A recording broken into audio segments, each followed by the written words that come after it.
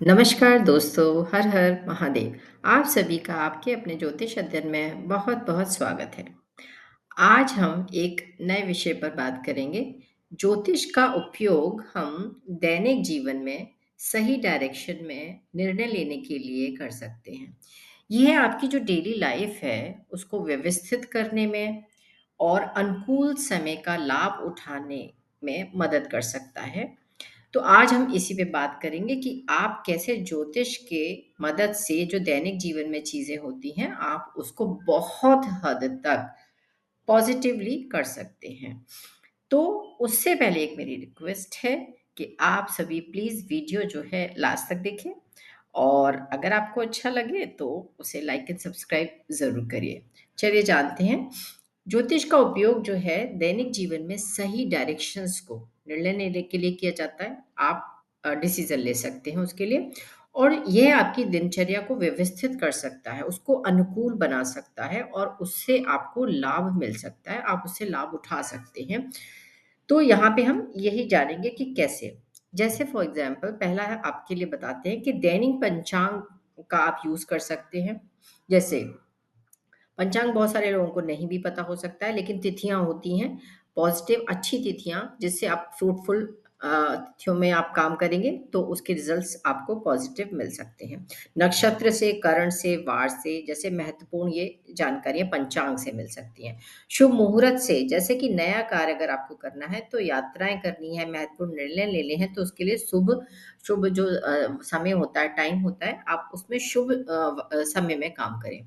फिर है राहु काल को। इस अशुभ समय में बड़े भी कोई कार्य आप कर रहे हैं तो उसको अवॉइड करना चाहिए। कोई भी बड़ा कार्य इस टाइम में नहीं करना चाहिए। आजकल तो न्यूज़पेपर में भी राहु काल का टाइम दिया होता है तो आप वो वहां से देख सकते हैं। फिर आता है चंद्रमा के चरण होते हैं।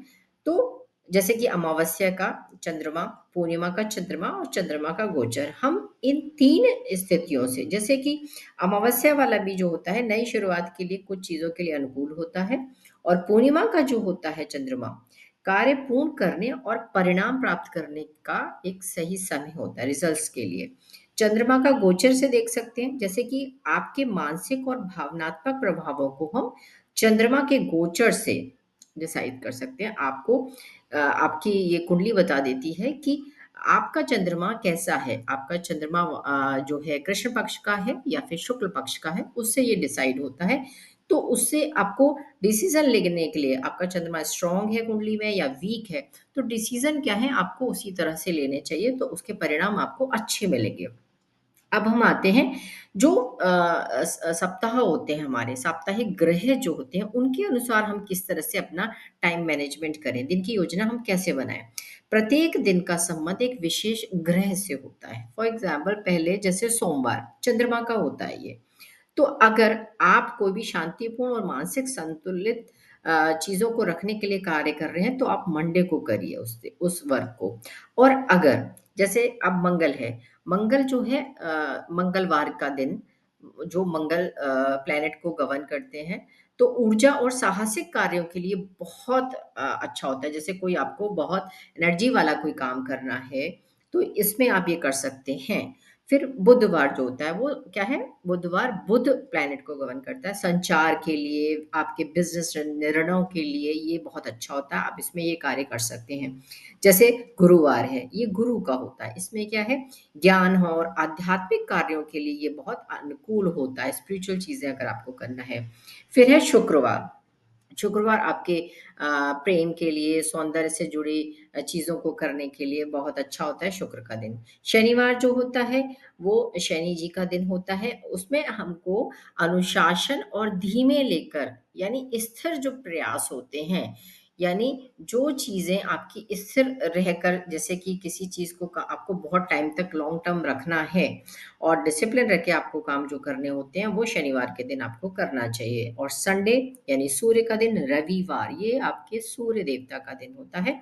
तो इसमें आपको अगर कोई भी आत्मविश्वास और नेतृत्व के कार्य करने हैं, लीडरशिप की चीजें होती हैं, वो इसमें आप कर सकते हैं। ये आपके वीकली होते हैं। फिर हम आते हैं ग्रहों की चाल का ध्यान कैसे करते हैं। जैसे कि अगर कुछ प्लेनेट ट्रांजिट होता है, जैसे कि बुध वक्री हुए सपोज, तो आप कोई भी कार्य, नई शुरुआत या कोई भी डॉक्यूमेंटेशन आपको साइन नहीं करना चाहिए जब बुध वक्री होते हैं। तो फिर है शनि का गोचर। अगर आपको शनि के गोचर में क्या है कि ध्यान रखें कि कोई भी कठिनाइयों का समाधान जो है शांतिपूर्वक करें, उसे टाइम दें पूरा। ये नहीं कि उसमें जल्दबाज़ी करें, जब शनि का गोचर हो तब। फिर है गुरु का गोचर। यह समय जब होता है, इसमें क्या होता है आपके जो अवसर हैं और आपकी सफलता आपको मिल सकती है इस गोचर में। तो अपनी अपॉर्च्युनिटियों को फ़ोकस करें कि क्या आपको अपॉर्च्युनिटी मिली है, तो इसमें गुरु के गोचर में आप ये कार्य कर सकते हैं। बुध, शनि और गुरु, खासकर शनि और गुरु बहुत ही बड़े प्लैनेट्स हैं, लॉन्ग टर्म प्लैनेट्स हैं, तो कोई भी डिसीज़न जो लंबे समय तक रखना है, तो इन चीज़ों का ध्यान रखकर ही किया जाए। फिर आता है आपका नेक्स्ट कि नक्षत्रों का प्रभाव समझें कि जिस नक्षत्र में चंद्रमा होता है, वह दिन के कामों को प्रभावित ज़रूर करता है। उस टाइम आपको देखना चाहिए कि क्या आपका चंद्रमा जिस नक्षत्र में आप पैदा हुए हैं, वो ज़रूर आपको इम्पैक्ट करेगा, तो उसको देखें। फिर है जैसे कि पुष्य नक्षत्र धन और संपत्ति से जुड़े कार्यों के लिए शुभ माना जाता है, तो आप इसमें ये कार्य कर सकते हैं। नक्षत्रों की भी बहुत वैल्यू है। नक्षत्रों के हिसाब से भी लोग काम करते हैं कि आपका चंद्रमा किस नक्षत्र में है, मैत्री में है, तो उसमें कार्य करना चाहिए आपको। तो और जो कि आपकी शत्रु वाले हैं, तो उनमें कार्य आपको नहीं करना चाहिए। फिर है आपका ध्यान और मंत्र जप के लिए। जैसे कि अपने जो कमज़ोर प्लैनेट्स होते हैं, उनको मज़बूत करने के लिए आपको मानसिक शांति पाने के लिए रोज़ाना अपने प्लैनेट से संबंधित आपको मंत्र जप ज़रूर करना चाहिए, जो आपका क्या है, जो प्लैनेट वीक हो, उसको आप स्ट्रॉन्ग कर सकते हैं मंत्रों के द्वारा। तो उससे फिर आपको उतना ही पॉज़िटिव रिज़ल्ट मिलेगा। अगर आपका जो प्लैनेट वीक है, वो स्ट्रॉन्ग हो जाएगा, तो आपको अच्छे रिज़ल्ट देगा। जैसे कि उदाहरण में अगर माने तो जैसे शनि अगर आपके नकारात्मक प्रभाव दे रहे हैं, तो आप ओम शनिश्चराय नमः उनका जाप कर सकते हैं और आपको इससे क्या इसे स्ट्रॉन्ग करेंगे तो आपके जो हैं वो शनि ग्रह स्ट्रॉन्ग हो जाएँगे। इस तरह से नेक्स्ट आता है स्वास्थ्य और भोजन में हम कैसे बैलेंस रखें। ज्योतिष आपके स्वास्थ्य पर और प्लैनेट्स के प्रभाव को भी समझाता है। जैसे सूर्य है, सूर्य जो है सुबह आप सूर्य नमस्कार करें तो आपका सूर्य अच्छा हो जाता है, उसको आप बैलेंस कर सकते हैं, आप ये करें तो। चंद्रमा हाइड्रेशंस यानी आप ठंडे खाद्य पदार्थ खाएं, ज़्यादा पानी पिएं, अपनी बॉडी में जो वाटर है उसको ठीक रखें, हाइड्रेट रखें अपनी बॉडी को, तो आपका चंद्रमा अच्छा रहेगा। फिर है ग्रहों के अनुसार आप अपना आहार भी ले सकते हैं, जो आप भोजन ग्रहण करते हैं। फिर है दिशा, डायरेक्शंस भी बहुत, और वास्तु तो है ही, ये भी आपको ध्यान रखना चाहिए। दिन की शुरुआत आप पूर्व दिशा की ओर मुख करके करें। घर और कार्यस्थल में भी पॉजिटिव ऊर्जा बनाए रखने के लिए अपने कुछ चीज़ों का ध्यान रखें। उसकी शुरुआत आप मोस्टली लोग करते हैं, किसी भी पूजा या जब भी एंटर करते हैं, तो उस हिसाब से आप करें। फिर है आप पॉजिटिव सोच रखें और ज्योतिषीय जो जो डायरेक्शंस आपको चीज़ें बताई जाती हैं, उसको फ़ॉलो करें, तो बहुत हद तक आपको मेंटल स्ट्रेस कम होता है। ज्योतिष जो है आपके जीवन को बेहतर बनाने के लिए एक गाइड का काम करता है। और लेकिन लेकिन सफलता के लिए कर्म और प्रयास सबसे ज़्यादा ज़रूरी है, इस बात का ज़रूर ध्यान रखें। कर्म सबसे पहली जो प्रायोरिटी होती है, आपको अच्छे कर्म करना चाहिए। कर्म के अकॉर्डिंग आप बहुत सारी चीज़ों को ठीक करेंगे। कर्म सबसे इम्पोर्टेंट है, प्लस उसमें आप ये चीज़ इन्वॉल्व कर सकते हैं। आई थिंक आपको ये चीज़ अच्छी लगी हो, क्योंकि ज्योतिष जो है आपको दैनिक दिनचर्या को व्यवस्थित करना सिखाता है।